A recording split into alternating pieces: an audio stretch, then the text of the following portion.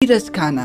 मतलब रसखान जी कहते हैं, अगर अगले जन्म में मुझे मनुष्य का जीवन मिले तो हे प्रभु बसे मिले गोकुल गांव के ग्वारन। बसो मतलब बसना चाहूंगा और ग्वारन मतलब होता है ग्वाल बालों के बीच में।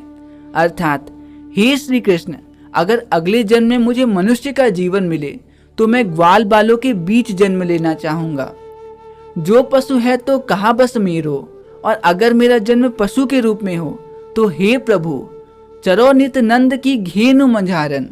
तो मैं चरना चाहता हूँ नंद बाबा की घेनु, मतलब नंद बाबा की गायों के बीच में।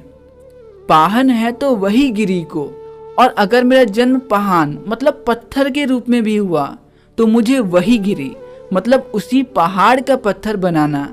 जो धरियो कर छत्र पुरंदर कारण, जिसे श्री कृष्ण ने एक उंगली में धरकर सारे ब्रिजवासियों को इंद्र के प्रकोप से बचाया था। जो खग है तो बसेरो करे मिली, और अगर मेरा जन्म खग मतलब पक्षी के रूप में हो तो मैं बसेरा करना चाहूंगा। कालिंदी कूल कदम्ब की डारन। कालिंदी कूल मतलब यमुना नदी के किनारे, और कादम्ब की डारन मतलब कादम्ब पेड़ की डाल पे।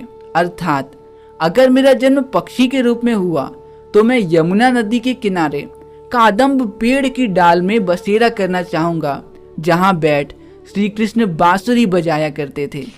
तो हमारे पहले सवैये में हमने देखा कि रसखान जी श्री कृष्ण से कहते हैं कि हे श्री कृष्ण, आप अगले जन्म में मुझे चाहे किसी भी रूप में भेजना, चाहे वो मनुष्य, पशु, पक्षी या पत्थर ही क्यों ना हो, लेकिन आप मुझे ब्रिज भूमि में ही भेजना।